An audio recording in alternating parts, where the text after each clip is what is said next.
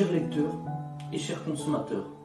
Aidez-nous et le réseau Plus que Pro à protéger, défendre les droits et les intérêts qui sont les vôtres et ceux de nos chers consommateurs de France. Et combattre le cancer que constituent ces pseudo-youtubeurs de l'intox et la désinformation. Parce que nous on ne triche pas de calomnie, on dit la vérité. Vous avez l'opportunité de vous abonner à la seule chaîne YouTube qui vaille. À vous de jouer.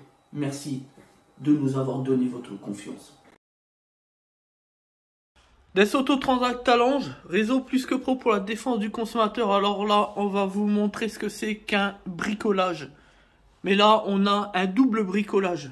Le dépanneur qui parle, hein, puisqu'on le voit sur les caméras.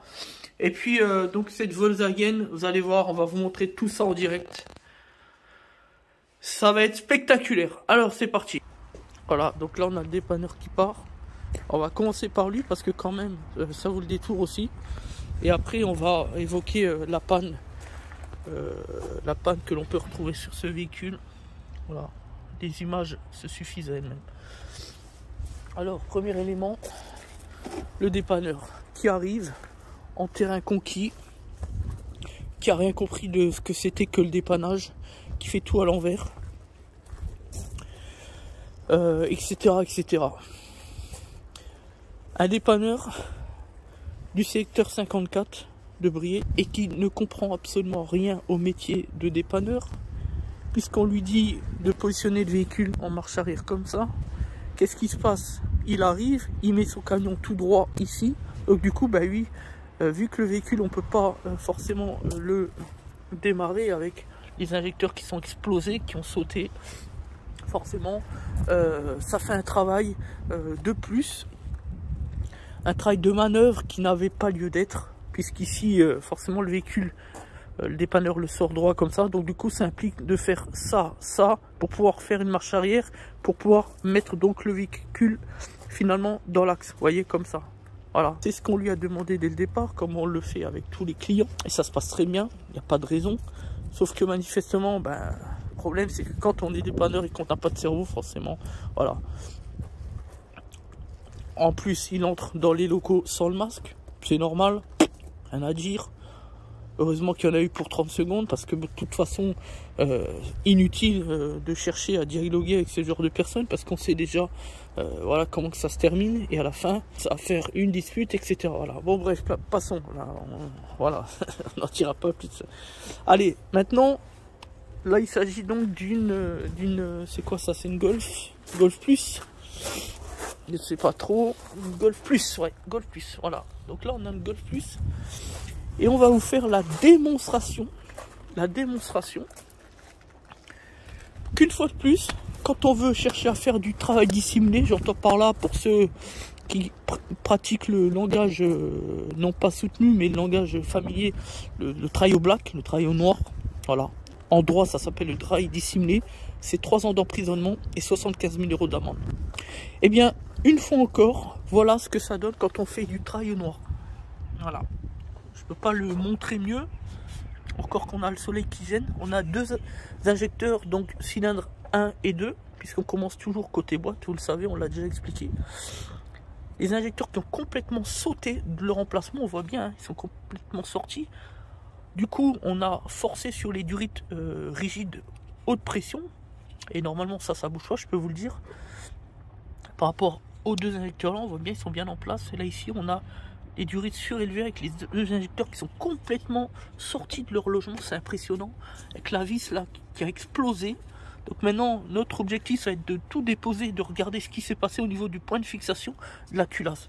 Alors le client nous appelle en nous disant que il a quelqu'un de sa famille, je me rappelle plus qu'est-ce qu'il nous a dit au téléphone, qui nous avait conseillé. Donc on remercie cette personne évidemment. Mais enfin pour autant nous on n'a pas pour vocation de reprendre les travaux qui ont été faits par des bricoleurs, puisque ça a été fait par un copain de cette personne qui nous a contacté au téléphone.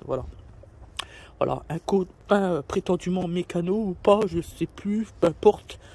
À la fin, on se retrouve toujours avec ce genre de choses. Voilà. Alors, quand les gens comprendront que le travail au black, c'est du bricolage, et que ce sont des petites économies, de fausses économies, et qu'au bout du compte, je le dis souvent avec le réseau Plus que Pro, le pas cher peut coûter très cher. Voilà. À la fin, là où on essaye de gratter, forcément, on le paye cash. Et en voilà la parfaite démonstration. Parce que nous allons démonter, nous allons constater ce que nous savons déjà, c'est que le filetage au niveau de la culasse est flingué. Parce que c'est a priori de ce que l'on constate à ce moment précis, l'hypothèse la plus plausible. Donc là, ça veut dire qu'il va falloir déculasser, changer la culasse, etc. Au moins déculasser pour pouvoir, si on peut faire quelque chose, mais on ne peut pas toujours faire quelque chose au niveau des filetages, il faut le savoir. Et donc là, ça se terminera avec 5 ou 6 000 euros de travaux, puisqu'il va falloir potentiellement, je dis bien potentiellement, toujours au conditionnel, remplacer la culasse, faire la disserie évidemment, puisqu'on dépose la culasse, toujours potentiellement, mais enfin bon. Les deux injecteurs, tout ce qui est visserie ici, le porte-injecteur ici, l'espèce de cale qui prend les deux injecteurs pour les fixer, ça c'est pareil, on ne prend pas de risque quand on a ce genre de choses, on ne prend pas de risque, on met tout à neuf, voilà, c'est du sérieux.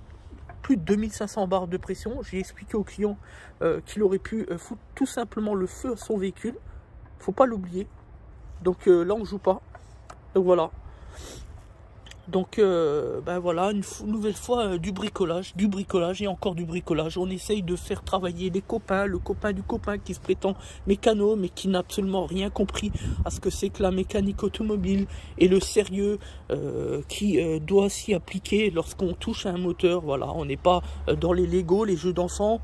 Voilà, c'est un petit peu ce qu'on retrouve aussi avec les pseudo-youtubeurs. Vous savez, ce monde de youtubeurs qui bricolent pour faire des vidéos et faire du fric sur le dos des abonnés, sur le dos des clients, sur le dos des lecteurs, sur le dos des consommateurs qui recherchent des informations. Et voilà, c'est toujours la même chose. C'est un petit peu comme sur les forums. Les forums, bah oui, les forums, là où on essaye de shipper une information qui n'existe jamais, puisque forcément sur le forum, on va retrouver des particuliers qui se seront dit un jour, ah bah oui, si, c'est ça, c'est sûr, c'est ça. C'est la panne, j'ai eu le même coup sur ma voiture, la même voiture, le même moteur, etc. Sans comprendre qu'en réalité, même s'il existe une panne, peut-être que sur le véhicule du consommateur qui vient chercher une information, c'est peut-être autre chose. Voilà, c'est pas forcément la cause connue sous-jacente, hein. C'est peut-être quelque chose d'autre. C'est pour ça qu'à chaque fois, c'est du cas pratique, du cas par cas. On fait un diagnostic, on prend le temps d'analyser en fonction des éléments qu'on a du client, en fonction de la panne du véhicule, non pas de la panne qui pourrait être celle du véhicule, se basant sur le fait de ce qui est plus courant. Voilà, hein, à chaque fois un nouveau véhicule, c'est à chaque fois un nouveau cas particulier. Voilà, on se base pas sur ce qui s'est passé dans le temps. C'est un peu comme en trading, hein. On se base sur des éléments factuels. Voilà, c'est-à-dire le diagnostic. Voilà, donc tout ça pour dire que essayez de faire des travaux par des bricoleurs, ça vous coûtera de toute façon plus cher que si vous deviez avoir affaire même au concessionnaire, au constructeur de la marque. Voilà, au moins de cette manière-là, vous repartez avec un travail de qualité, sérieux et surtout garanti. Parce que c'est ce qu'on a expliqué à ce client. Le bricoleur qui a fait ça, il ne l'a pas contacté. Il n'a pas cherché à aller voir pour qu'il puisse reprendre les travaux ou lui demander le remboursement de ce que ça lui a coûté. Rien du tout. Il vient voir un professionnel parce qu'il se dit, bah oui, maintenant c'est du sérieux. Voilà. Voilà pourquoi je dis toujours, chercher à faire des petites économies, c'est de l'argent perdu d'avance. Et à la fin, ça vous coûte pas non seulement le prix normal de l'intervention constructeur, donc là où c'est potentiellement le plus cher, mais ça va vous coûter 3 fois plus cher.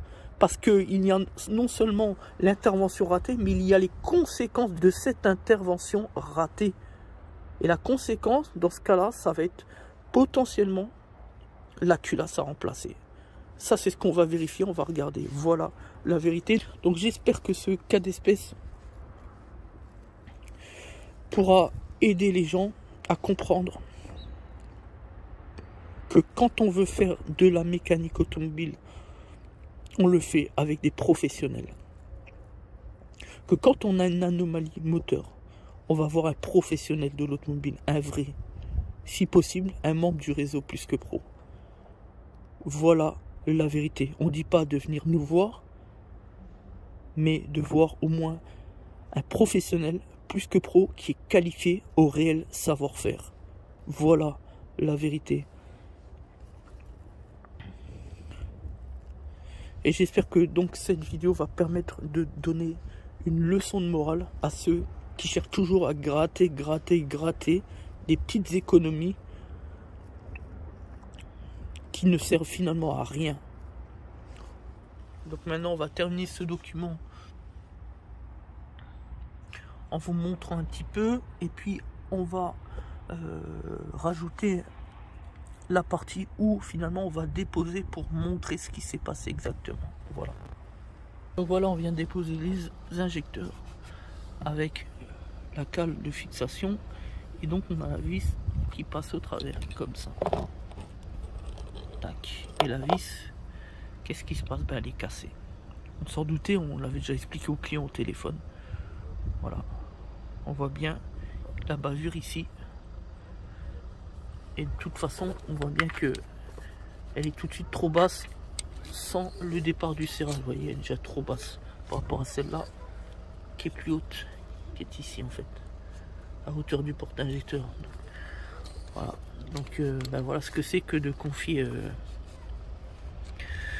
les travaux aussi pointus que ceux du remplacement de 2 injecteurs. Je suis sûr qu'en plus ils ont été changés dans le vide pour rien du tout. Un bricoleur. Ah oui. Donc là maintenant on a la vis qui est cassée dans la culasse. Donc ben voilà, terminé. Il va falloir déculasser. On n'en dira pas plus. Hein. En plus, je suis même pas certain qu'il y ait des joints d'injecteur au fond. J'ai même l'impression qu'il n'y a pas de joint, puisque là on n'a pas de joint sur le porte-injecteur déjà. Et il me semble pas que j'ai vu quelque chose avec la lampe. Il n'y a rien du tout. Donc là en fait on a quelqu'un qui a même pas remonté les joints d'injecteur. Alors ça c'est encore meilleur. Magnifique. Je parle même pas de la fuite de carburant qu'on a retrouvé au niveau des retours. Voilà, sur les petits joints là. Voilà, après on va dire que potentiellement c'est peut-être du carburant quand l'injecteur a sauté. Donc c'est pour ça que là-dessus je dis rien, mais bon. Voilà. D'ailleurs on peut vérifier les joints s'ils sont pas coupés. Ok. A priori ça a l'air d'aller. Et celui-là.